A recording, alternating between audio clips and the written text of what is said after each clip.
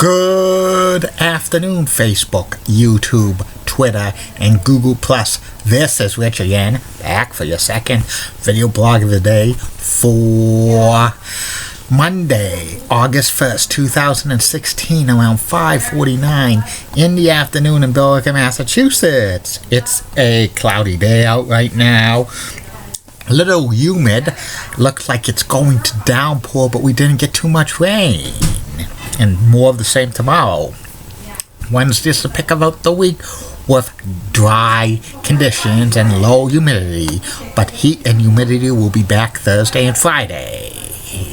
Some news to report: the MLB trading deadline has passed. Some big deals coming down.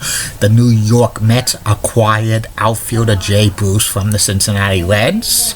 They need a big bat. Also, the Texas Rangers acquired catcher Jonathan Lucroy from the Milwaukee Brewers. He didn't have a no trade. He couldn't veto a trade to the Texas Rangers. Also, the Rangers acquired outfielder Carlos Beltran from the New York Yankees. That means the Yankees probably have waved the white flag this year from getting a contention this year, but you never know. And the Pittsburgh Pirates acquired Ivan Nova from the New York Yankees, and the Toronto Blue Jays acquired Francisco Liriano from the Pittsburgh Pirates.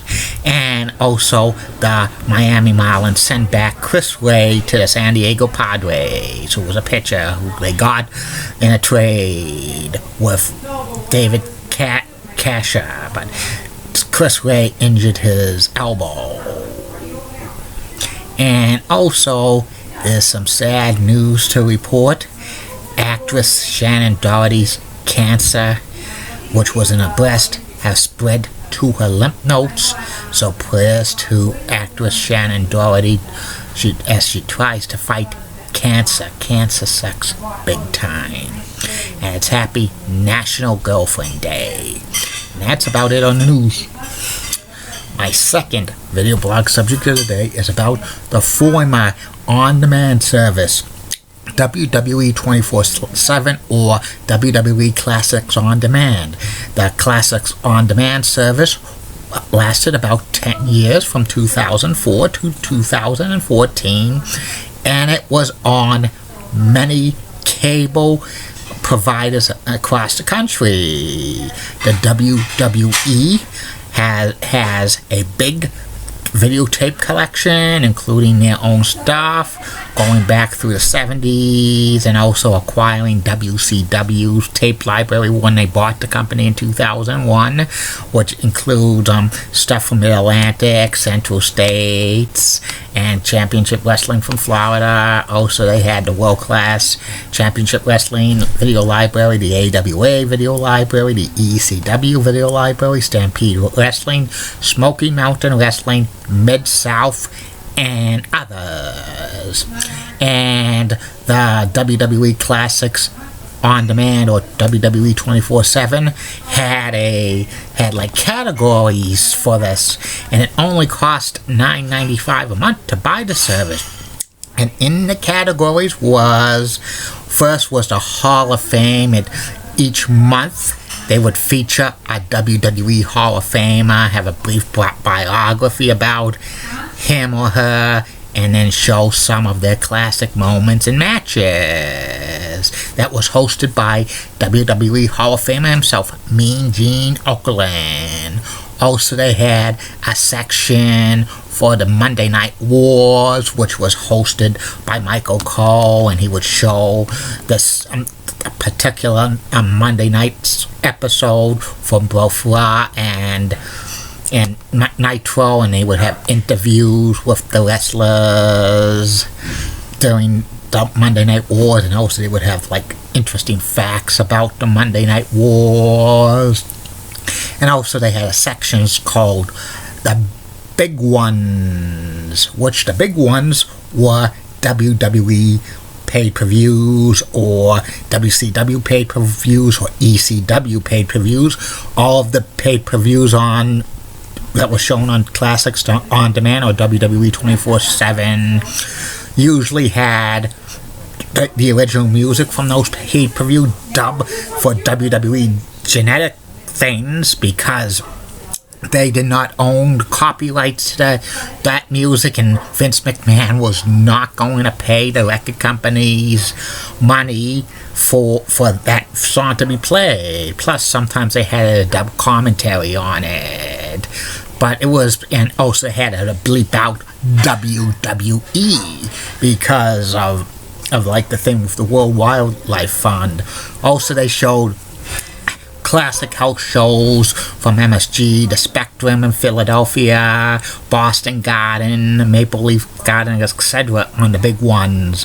Plus, on the big ones, they also had releases of WWE DVDs or Coliseum home videos, which was pretty interesting. And also they had a section called Legends of Wrestling, which they had the territories, they had the programs of WWE Championship Wrestling or Superstars of Wrestling, NWA World Championship Wrestling in the 80s, Mid-Atlantic, World Class Championship Wrestling from Florida, AWA, and others. Plus, they had the film room with Gordon Soley, reruns of that. And also, they had a program called Legends of Wrestling, which included a roundtable discussion with either Mean Gene Okerlund or Joey Styles or Jim Ross, and here he would have 4 wrestlers on that, and they would talk old wrestlers, and they would talk about a certain subject. That's probably going to be a future video blog about that series. And they had a section called Shorties, and every month they would change the shorties.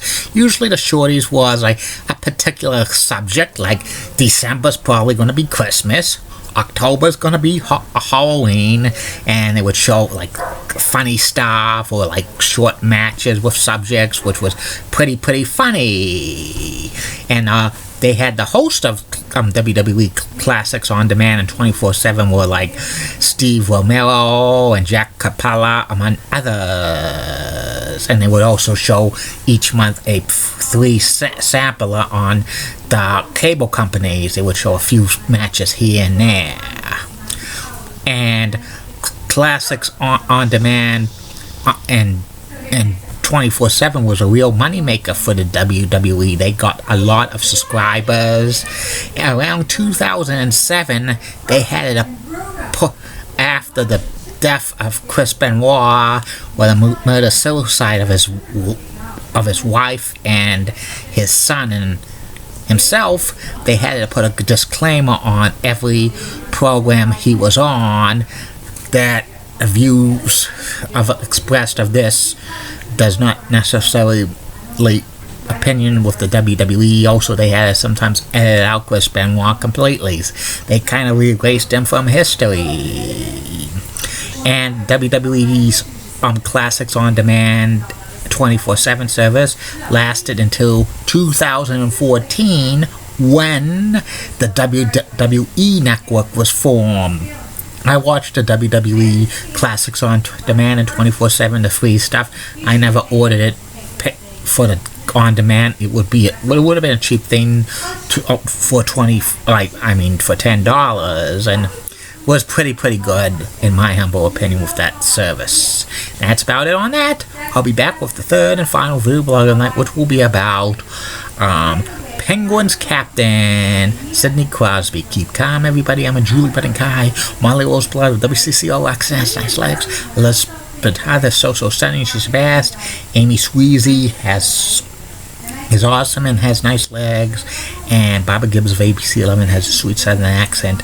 And Linda Church is such a cougar. And in the words of Dr. Thomas Sharkey, former principal of BMHS, this action will not be tolerated. See you later.